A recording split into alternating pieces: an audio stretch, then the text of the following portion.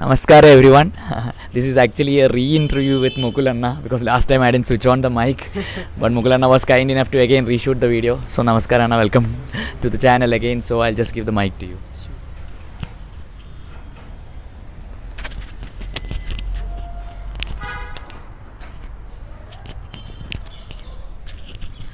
No problem. Okay. So Namaskaram. we'll go again. Like, could you like speak a little bit about yourself, like how you become a Hatha Yoga teacher after your inner engineering and Sure, what you sure, feel like? definitely. So, my journey with Isha started in 2009, and that was when I was working with Motorola as a software engineer. Okay. And that's after I finished my engineering, I started working as a software engineer, and that's when I came in touch with Isha for the first time, and I did the inner engineering program. So 2009 was when I first did the inner engineering program, and I started doing the practices. Made a huge difference in my energy levels. Like earlier, for me, I used to feel tired every now and then, and I felt that my energy levels were very low during that time. And this, I had learnt yoga earlier, somewhere near my house, but when I first did an in engineering program, I realized that there's so much more in yoga than which I knew about, and this really had a deep impact on me. So I would say ever since then, since that time when I first did the in engineering program, my life has revolved around yoga. So I went ahead and I did one of the advanced programs, Bhavaspandana, and within a couple of months actually I went for the Himalayan Dhyan Yatra. Oh. So I went for the Dhyan Yatra, and that Is was the when same I... Kailash Mansarovar or is No, it's a different yatra where they take you to Gangotri and Kedarnath and other peaks in Himalayas. Guru was there? Sadhguru was not there, but Isha teachers were there. Okay. So that was the yatra, and that was when I decided actually I quit my job Oh, okay. and I started my journey as a full-time as a seeker. Okay. So I left my job and then I went to the Himalayan Dhyan Yatra, and then since I came back, I went to the ashram Okay. as a volunteer, and for 5 years I was full-time in the ashram in Isha Yoga Center. And during this stint in Isha Yoga Center, I did many different roles. Okay. So I went through the inner engineering training. I started doing the inner engineering training. I went through different modules of that. Teacher training. Yes, teachers training. So I went through different modules of that, and that time it used to be very long, and Okay. I was going through the paces of that. And then before I could even complete all of it, then they put me in another department. Oh, okay. So I went into the Hatha Yoga school. Okay. So as part of the Hatha Yoga school, the initial team, and I was volunteering over there. So I did different roles in the foundation, and for me that was a very important phase of my life because it really established yoga very deep within me. And I would say ever since I first did my inner engineering program, the benefits which I got from the practices and everything else, since then nobody has to had to tell me to do the practices or to keep it up. It has just been a part of me, and everything else which I do has revolved around it. So being in the ashram, I spent many years over there, and then I had to come back to Bangalore Okay. to take care of family and everything. Okay. So I would say it was a temporary move. So then after that, when I came back to Bangalore also, like I was actually I worked for some time Okay. before I even decided then to again go back and do the Isha Hatha Yoga teachers training. Okay. So I went and did the Isha Hatha Yoga teachers training in 2016, and since then I have been teaching Hatha Yoga full time. Full time in Bangalore. Yes, so since 2016 in December I have been teaching Hatha Yoga full time in Bangalore. So I wanted to do something where I could do something connected with Isha being in Bangalore, and I felt that this was the best step, that as long as I had to remain in Bangalore, I felt that this was one of the best steps, best things to take it up. And whenever I felt that I'm ready to go, I could return to the ashram. So that was the plan. So I started doing the teachers training. I did the teachers training in 2016, and then since then when I came back to Bangalore, I've been teaching. It's been almost 2.5 years since I've been teaching in Bangalore, and I think I would have done more than 250 workshops okay. in the last 2.5 years for kids and adults alike. I think you work more with kids. Yeah, it looks like that because we have done lots of kids programs, Okay. but actually we have done an equal number of adults workshops as well. But definitely I enjoy doing workshops with kids more, because for me doing the workshops with kids was a turning point for me in my life. You know, like when I first started teaching children back in 2010. So I felt that the growth which happened being with children was something which really changed my life, because earlier I always used to think that that there's something which we need to control outside, and it's very much needed that we need to keep them under control and everything like that. Yes. But then when I started working with them and teaching them, I realized that there was nothing about them which you could change. The only thing which you could change is whether you stop reacting to what they are doing, and if you maintain a stability within yourself, suddenly you will see that there's nothing much to manage. They're always good. They're always in the sense that you can always keep them. You'll see that they're following you, and it's not something that will be out of your control.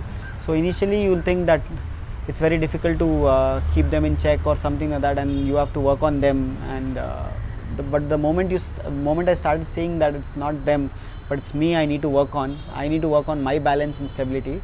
After it completely changed.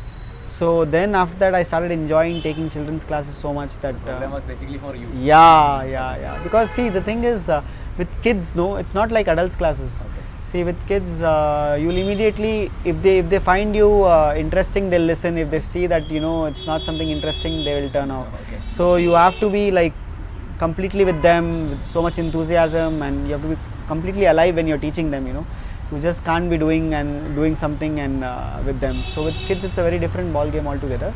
And also with kids, it's unlike adults. They will not pretend whether they're listening to you. You'll really know. Yeah. So it needs. Definitely for me it needed a lot of inner work just to understand that I need to work on myself rather than them. And ever since then also, I've never tried to change any child for that matter. Whenever they come for our programs, it's not that we try to change them. We only try to see that how we can work on ourselves, offer them the best they can, and if they get inspired, that's the best thing which we feel which you can offer them. If they see that they can learn something from someone without any morals or any philosophies or anything like that, that's the best way to do that.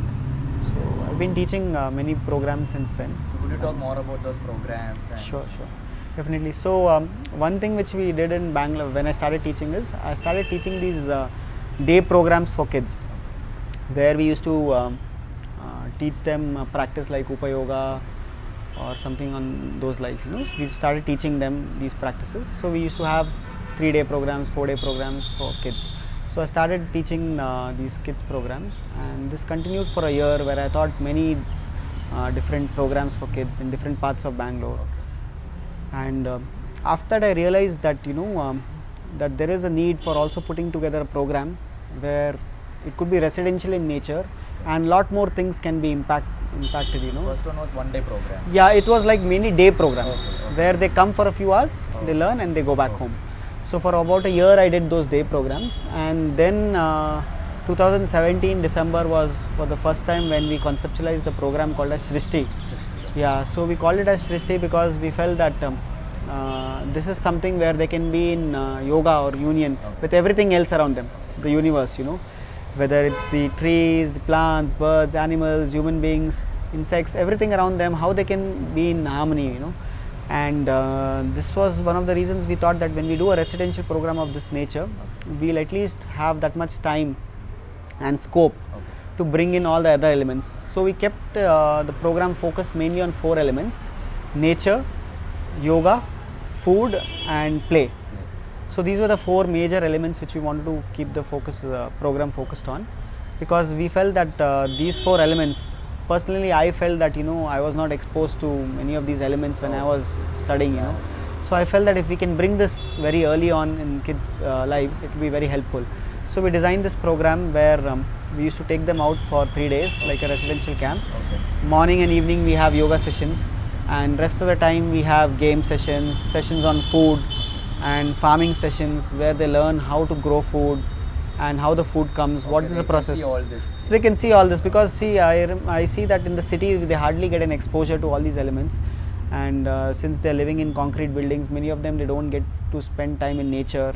They wouldn't have even gone to a forest or seen wildlife or so many things. So we felt that if we can put together all these elements where we can give them information about food, how it's grown, and what are the types of foods which are conducive for the system and what is suitable for their well-being.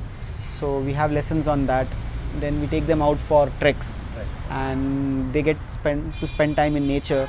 That itself is very healing and rejuvenating, because you must have seen that whenever you step out in the forest or somewhere on the outskirts, you normally feel a sense of rejuvenation, right? Shivanga pilgrimage was very intense for me. Yeah, so it makes a difference. So that's another part. And the third part is about the yogic practices. We feel that if it's offered combined with all these elements, it becomes much more ingrained in them. So we teach them the yoga practices also. And the fourth element is play, because we feel that if all of this is offered in an atmosphere of love and play, then they'll be able to imbibe all these things very nicely, rather than offering it like a moral class, you know. So we're not offering any moral teaching or anything like that. It's just that we see that during play, a lot of inhibitions break and people learn to, you know, imbibe things or get involved much more. So these are the four elements of the program which we combined, and since then we have been doing these residential programs along with the day programs also, which we are continuing, and the response has been phenomenal. Actually, we have done almost 8 to 10 programs till now, and we've had more than 120-30 people, kids who have gone through the program. And recently we also opened it up to the families, where even adults can come along with the kids. So we are doing a separate program for that also. So the idea about this program is just that they get to understand yoga, or they get to experience yoga in a very different way. And it's not just theory, you know, it's not, because when they have learned yoga in school and everything, they usually think that yoga is boring and it's something which is not interesting for them. But suppose it's offered in an experiential way, where they imbibe all the elements, they understand that yoga is not about a physical practice. It's about how you are within yourself and how you are in harmony with everything else around you. So if they just get to understand this, suddenly the way they experience this is very different. And this we have seen because a lot of kids have come back. Even this time itself for the program, we had about, you know, a few kids who came for the third time. And they feel like coming again and again for the program, because they really feel connected with all these elements. So it has been a wonderful journey, you know, offering this, and I feel that I'm trying to see how we can offer more and more elements.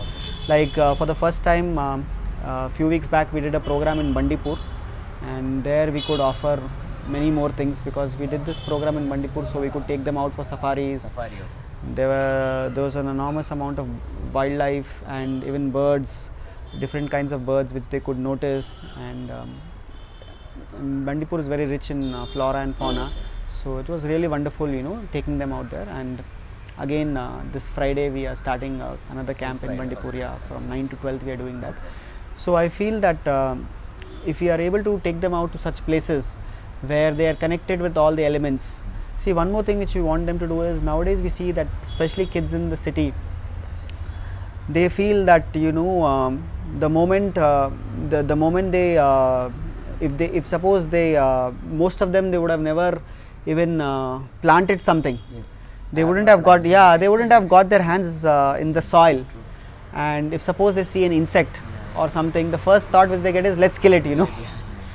And if you ask them to walk barefoot, or at least if there's slight even mud or something, you know, they'll feel like as if it's dirt. So a lot of them are not connected towards connected with all the elements of nature. Suppose it rains, they feel like, okay, let's run indoors. So if suppose you are not been if you have not experienced these little pleasures of life, like how you can enjoy the rain, get wet in the rain, enjoy the wind, plant something, get your hands in the soil, walk barefoot, you know, maybe when an insect comes, see, even insects, they have a role to play, right? If you know that if all the insects get extinct, within 2 to 2.5 years, the whole world will come to an end. Even the worms, they play such an important part in our universe. So it's important for us to realize that there's every creature on this planet, it has a role to play, because you know, the creation has paid as much attention to an ant as to a human being. It's just that we think that, you know, we humans are the only ones and the other creatures are lowly. It's not like that. So the idea about this camp is also so that they understand that they are just one part in the cosmos, you know, and there is so much else also around us, whether it's the trees, whether it's plants, whether it's animals, whether it's insects, whether it's ants, or everything else around them. If we can just see that everything else is connected and everything else has a role to play in this universe, whatever role it is, maybe we don't know the role, but everything has a role to play. Every being has a role to play. If we just know this, and if we can make them experience the simple pleasures of being in touch with all the elements of nature, it can bring about a tremendous transformation, because these are just limitations which we have developed based on a certain kind of lifestyle. We think that by disconnecting ourselves from all these elements, we are safe, but actually we are kind of caging us, because most of us, if we haven't experienced this, if we don't feel if we don't feel that excitement when we see a butterfly or a flower blossom, or when we spot some wildlife, so all these things are something which we feel we should experience. And it's very important that at least early on for kids, if they are exposed to these things, elements of nature, if they really understand that everything else is also important and nothing is high or nothing is low, if they just look at everything with an equal footing, like all these things have a role to play, suddenly you will see that you don't need to teach yoga to them. It will anyway become a part of their life, because yoga is not just about doing a practice, it's about how you are within yourself and how you are with everything around you. So which is an inner state, right? How you relate to everything around you is an inner state. So this is what our aim is, that with the help of this exposure, we'll at least be we'll be able to inspire the younger generation at least, so that they take these steps early on. I missed this during our childhood, and I at least feel that the current generation, because how much this planet survives and how well this planet does is very much in the hands of our younger generation, because they are the ones who are going to take care of this, right? So for us as adults, it's our responsibility to at least ensure that we leave the planet in a good shape for our future generation. But even the future generation, they should at least be better than us in terms of in terms of awareness, because the way we are going at it, the way human beings are going at it right now, most of the destruction, if you see that more than half of the forests, wildlife, all these things have been destroyed in the last few hundred years of civilization. So many things have been destroyed, and so much so that now we are in a dire need for a green cover. Forests, tigers have going extinct, water is getting scarcer day by day. So all these things have happened just because we don't have we feel that that we are the only lives on this planet and everything else around us is meant to be exploited. But if only we had this awareness, we had a little bit of yoga within us with everything else around us as well, then the planet wouldn't be in this shape. But if the younger generation, if they learn this early, if they get to this point earlier, I feel that this is definitely an insurance to save our planet. It's very important. Yeah, it is definitely very important. So this is what we try to do during our programs, to just give them this experiential, make this experiential for them, so that they realize that they are just one part in this cosmos, and how they can be in sync or harmony with everything else around them. So whatever we do, everything we do in the program is just geared towards that. And we have seen parents come back and say that so many things which they were not earlier doing, suddenly once they have gone back, they suddenly feel that, like for example, many parents have come back and said that my kids, they never used to have fruits, and even immediately after the camp they are going home and they are asking for raw food and fruits. A lot of them have started eating millets, because earlier people used to think that other than rice and wheat there is no other grain. So now once they eat this kind of food during the camp and they go home and say that these are the during the camp you provide such yes, because we also speak about it and also serve them that kind of food. We serve positive pranic food and vegetarian food, and also give them the theory behind it so that they understand why it's needed. And also we tell them what kind of foods are conducive for the system, what kind of foods can be avoided, and most importantly to become aware of their own body so that they know. So once they go back, this is something which parents immediately notice, that they start eating more of raw food and fruits. And if this happens, you'll see that their junk food quota will come down, because nowadays most kids think that Pepsi and Lays and everything is a part of their staple diet, So this is causing a lot of issues actually for kids. Even at a younger age, childhood obesity is on the rise, and physical activity is really reduced for most children. So this is very important that at least when they are growing up, they learn to eat right and also expend their energy in physical activity, in play, in sports, in many different activities. And also as parents, it's good that if we take them out, whenever we go out, it's good that instead of taking them out to parks, to resorts and everything, we choose places where it's more rich in nature, maybe forest or something, you know, where they can really stay in touch with nature. It'll do a world of good to them actually, because when they go over there, the air is pure, it's clean, and it creates a certain sense of well-being and rejuvenation for the whole system. So that is one change which most parents come back and tell us. And second thing is about the yoga part. Okay. Because what we see is that if this yogic practice becomes a part of their daily life, if every day they start investing half an hour of time into yoga, everything about them will change. Whether it's their studies, whether it's their the way they take responsibility, or how they are with other kids, or how they are at home, and their general sense of well-being and energy, everything can be taken care of if they start doing the yogic practices. So this is one thing which we want to inspire them, that at least they can continue these practices back home, because they have a support system in the sense that the parents are also we also educate their parents about how they can help them. And if they also start doing yoga, the kids also will be inspired. But it's important that at least they spend half an hour every day, just like they're spending time for everything else around them. Just if they spend half an hour every day to work on themselves and do these simple practices, then you'll see that everything about them can change. And this is what we have seen with most kids who continue with the practices. Their parents have come back and said that that they have become much more aware and conscious, more responsible, and they are able to manage themselves better. And also it brings in a much needed sense of balance. See, because even though you may be very intelligent, if we don't have the balance, most of it can go waste.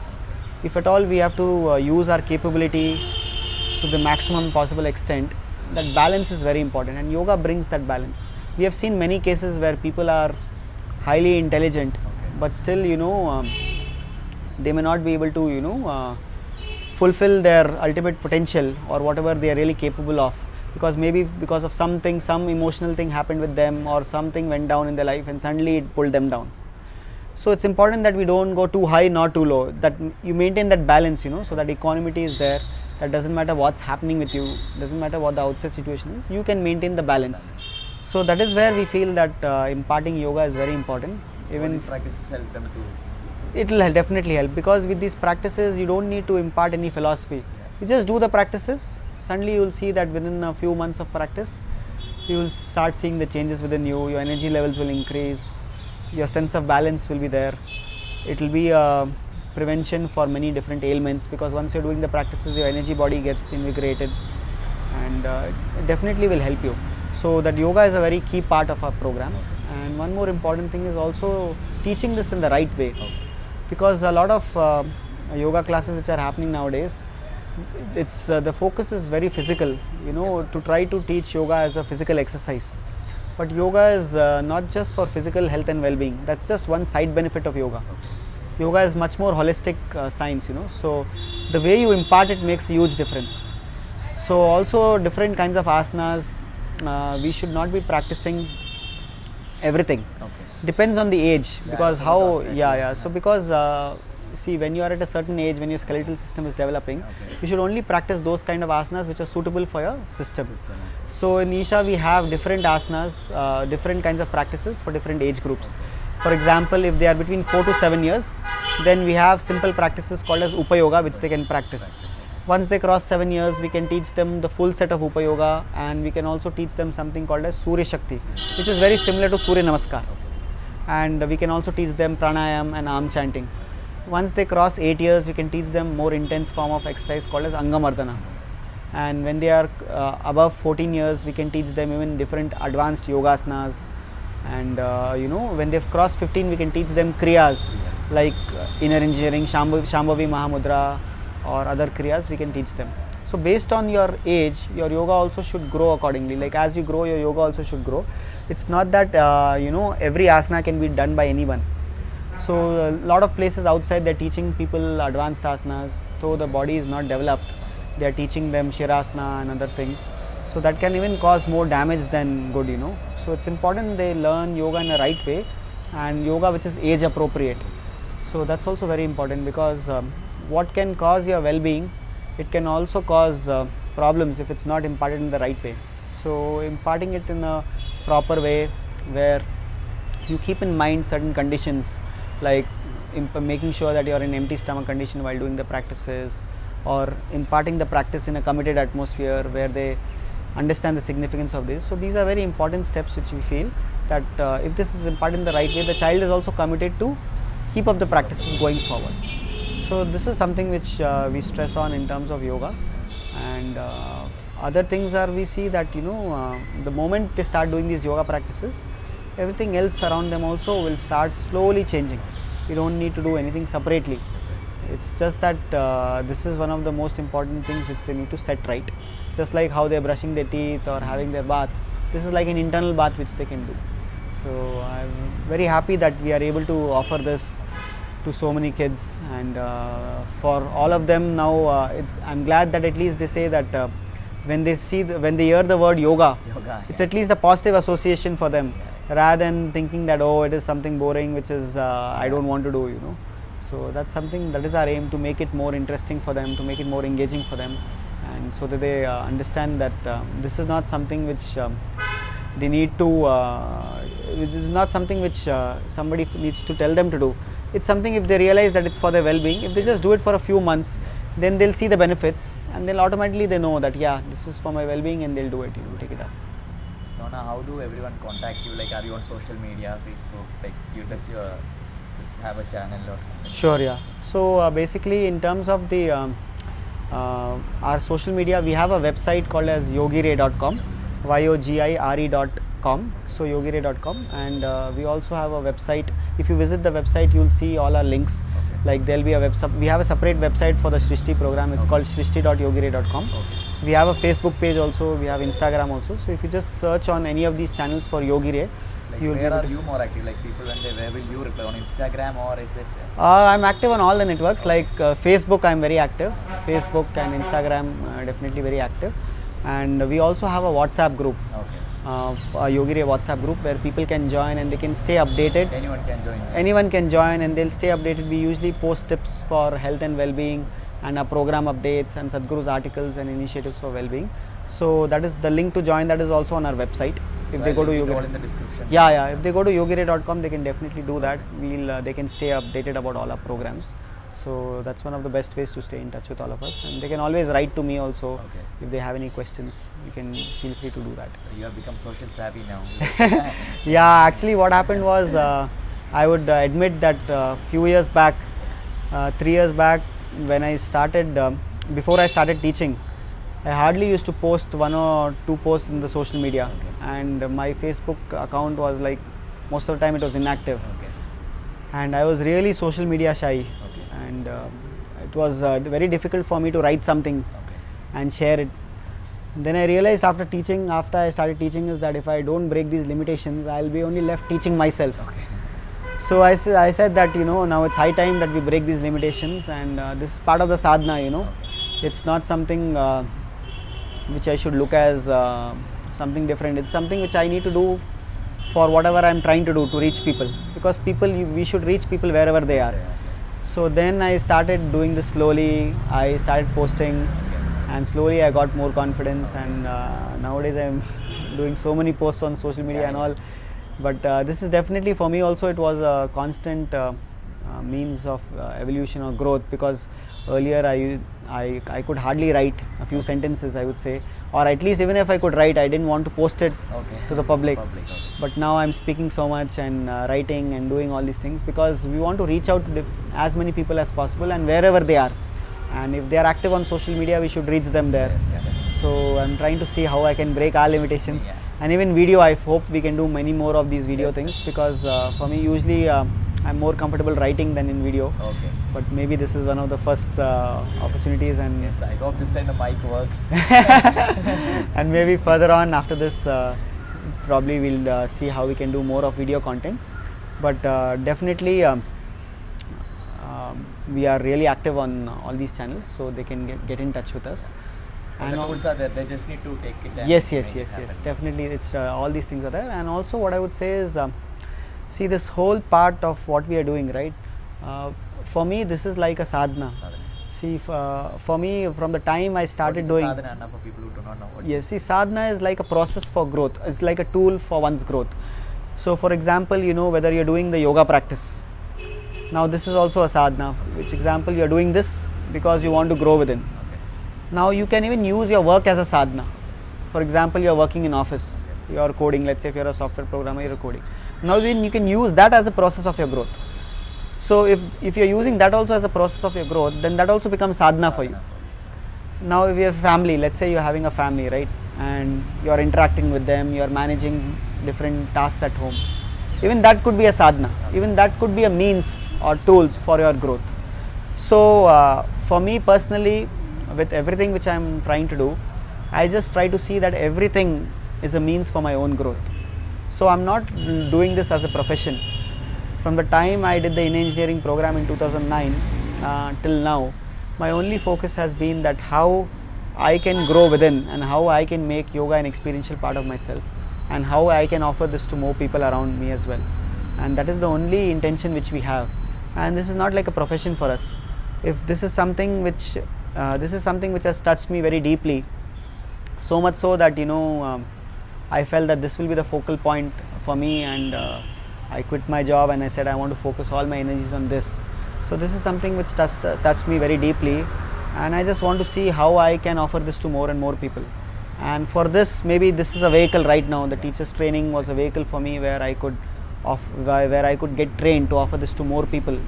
And everything which we are doing here, whether it's creating videos or talking to people on social media or offering programs or teaching or interacting, all these things are, you know, I'm trying to see how I can use this as a means for my own growth, and where I use everything as a tool or a sadhana, and not like a profession where, you know, we are doing it something just to fill our belly. That's not the idea. Here the idea is that how this can fuel your growth as well as inspire many more people, you know, to make this a focal point of their growth as well, you know. So this is what our intention is, and I hope we can continue reaching more people, and thanks to people like you who support us in taking this forward to so many more people. So I would like to also thank Stephen Anna who gave me your contact. He said that you should take Mukul Anna. He's very shy, but who knows, maybe he might do a video, and I contacted you. Yeah, he's been after me that please record a video, Yeah. and I said okay, probably if somebody comes and makes me break these limitations, hopefully I'll be able to do But that. I felt like you are very comfortable. Even the before interview, you were like naturally like. Yeah, I think maybe it's fully. with the children's program. Yeah, I think so. I should be able to do more videos from now on, I guess. So that's it for this video. Can we do the question answer session? Yeah, we can I do think that. we should do in the room because Yeah, it's getting dark. sure. Okay. Thank you so much. Thank you so much.